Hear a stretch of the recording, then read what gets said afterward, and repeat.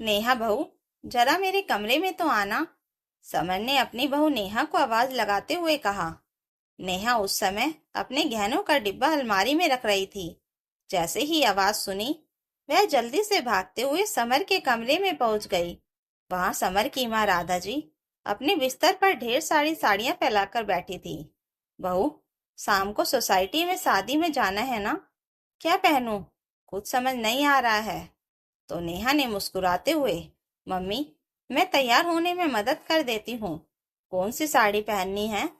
राधा जी ने साड़ियों में से एक गहरे कत्थई रंग के सुनहरे बॉर्डर वाली बनारसी साड़ी उठाई तो नेहा ने मुस्कुरा कर कहा, मम्मी, ये बहुत सुंदर है, आप यही पहन लीजिए।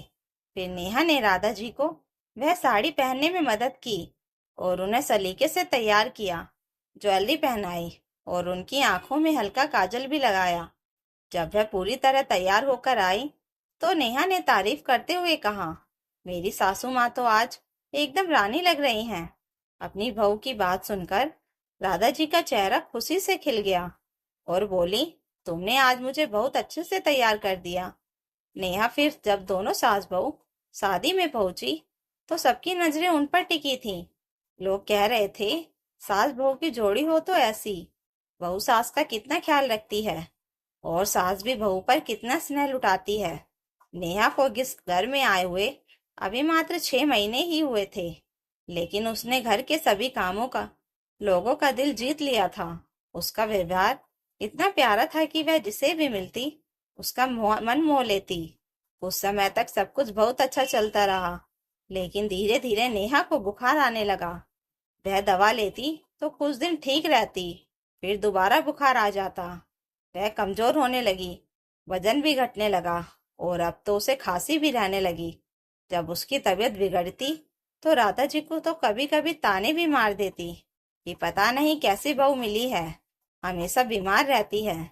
कभी कहती कि हमारी किस्मत ही खराब है जो ऐसी बहू मिली। नेहा इन बातों को सुनकर चुपचाप रोती रहती और फिर जल्दी से ठीक होकर घर के कामों में लग जाती। लेकिन अब तो उसकी तबीयत जल्दी जल्दी खराब होने लगी थी और खांसी भी बढ़ती जा रही थी। तब समर उसे डॉक्टर के पास ले गया। डॉक्टर ने जांच के बाद बताया कि नेहा को टीबी हो गया है और अब कम से कम 1.5 से 2 साल तक उसका इलाज चलेगा। लेकिन चिंता की बात नहीं है, यह बीमारी पूरी तरह ठीक हो सकती है। समर यह सुनकर बहुत दुखी हुआ और सोचने लगा कि काश वह नेहा को पहले ही डॉक्टर के पास ले गया होता। लेकिन अब उसने ठान लिया कि वह अपनी पत्नी की पूरी देखभाल करेगा। घर आकर जब उसने यह बात राधा जी को बताई तो वह घबरा गई और कहने लगी, मुझे तो पहले से ही शक था कि हमारे साथ धोखा हो गया है। मैं तो समझती थी कि बहुत अच्छी बहू मिली है, लेकिन यह तो अंदर से बीमारी निकली। यह सुनकर नेहा की आंखों से आंसू बहने लगे। राधा जी ने कहा, समर, यह तो फैलने वाली बीमारी है। मुझे तुम्हारे लिए डर लग रहा है। अब इसे अपने कमरे से निकालकर स्टोर रूम में सुलाओ। सास की बात सुनकर समर का दिल दुख गया। उसने तुरंत नेहा का हाथ पकड़ते हुए कहा, माँ, आप ऐसी बातें कहकर नेहा का दिल क्यों दुखा रही हैं? मैं ऐसे समय में अपनी पत्नी का पूरा ध्यान रखना चाहता हूँ। मैं इसे अपने कमरे से बाहर नहीं करूँगा।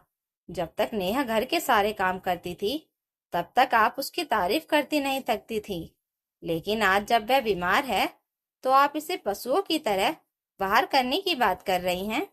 मैं इतने दिनों से सब सहन करता रहा, लेकिन अब और नहीं। माँ, जब आपको निमोनिया हुआ था तब पापा ने आपकी सेवा की थी। अगर तब वह भी आपको स्टोर रूम में भेज देते तो आपको कैसा लगता?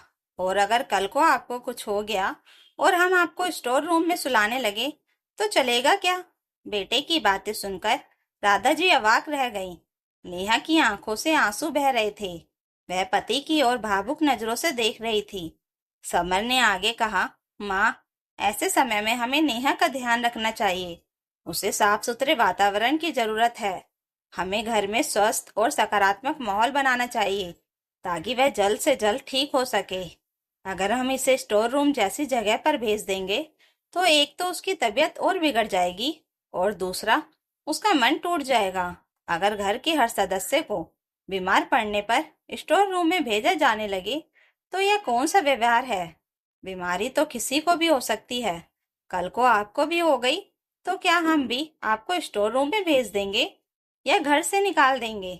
समर की बातें सुनकर राधा जी का चेहरा उतर गया, लेकिन नेहा ने बात संभालते हुए कहा, समर, रहने दो। मम्मी जी तुम्हारी भलाई के लिए ही कह रही थी।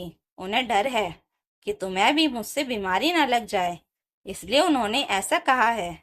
उनका इरादा गलत नहीं है। समर ने धीरे से कहा, मैं जानता हूँ माँ को मेरी चिंता है, लेकिन तुम भी तो इस परिवार का हिस्सा हो। तुम्हारे बारे में भी उन्हें सोचना चाहिए। और यह सब सुनकर तुम्हारे मन पर क्या असर पड़ेगा, यह भी तो उन्हें समझना चाहिए। फिर समर ने माँ का हाथ पकड़ते हुए कहा, माँ, मैं अपना ध्यान रख सकता हूँ और सारी सावधानियां बरतूंगा, लेकिन ऐसे समय में मैं नेहा को कमरे से बाहर निकालने की बात नहीं सोच सकता। डॉक्टर ने कहा है कि दवा का पूरा कोर्स करने के बाद यह बीमारी पूरी तरह ठीक हो जाती है। बस हमें धैर्य रखना है और इस मुश्किल वक्त में इसका साथ देना है। इसे यह महसूस करवाना है कि यह भी हमारे परिवार का हिस्सा है और हम इसका पूरा ध्यान रखेंगे। नेहा ने तो शुरू से ही पूरे परिवार को अपनापन दिया है। अब हमारी बारी है कि हम उसे अपनापन दें। राधा जी की आंखें भर आई। उन्होंने नेहा का हाथ पकड़ते हुए कहा, बहू, मुझे माफ कर देना। बेटा, तुम भी मुझे माफ कर देना। मेरी सोच थोड़ी सीमित हो गई थी। मैं डर गई थी कि कहीं तुम्हारी बीमारी समर को ना लग जाए, इसलिए मैं तुमसे दूरी बनाने की सोच रही थी। लेकिन अब समझ गई हूँ कि बीमारी से जितनी दूरी जरूरी है, उतना ही प्यार और अपनापन भी जरूरी है, ताकि रिश्तों में दरार ना आए और मन टूट ना जाए। समर ने कहा, माँ, आप वही बात समझ रही हैं जो मैं कह रहा हूँ। नेहा को साफ सुथरा कमरा और अच्छा माहौल चाहिए ताकि इसका मनोबल बना रहे, नहीं तो डर और अकेलापन इसे और बीमार कर देगा। उस दिन के बाद से समर और राधा जी ने मिलकर नेहा की सेवा करनी शुरू कर दी। दवाइयों का कोर्स चलता रहा और प्यार भरा वातावरण भी बना रहा। धीरे धीरे नेहा की तबीयत में सुधार आने लगा और 2 साल बाद वह पूरी तरह से स्वस्थ हो गई। दोस्तों, अगर परिवार में कोई सदस्य बीमार हो जाए तो उससे दूरी बनाना समाधान नहीं है। सावधानी रखें, लेकिन उसके साथ प्यार और अपनापन बनाए रखें, क्योंकि ऐसे समय में अपनों का साथ ही सबसे बड़ा इलाज होता है। तो दोस्तों, अगर आपको यह कहानी अच्छी लगी हो तो कमेंट करके जरूर बताइएगा और नई कहानियों के लिए चैनल को सब्सक्राइब जरूर कर लीजिएगा। Thank you for watching.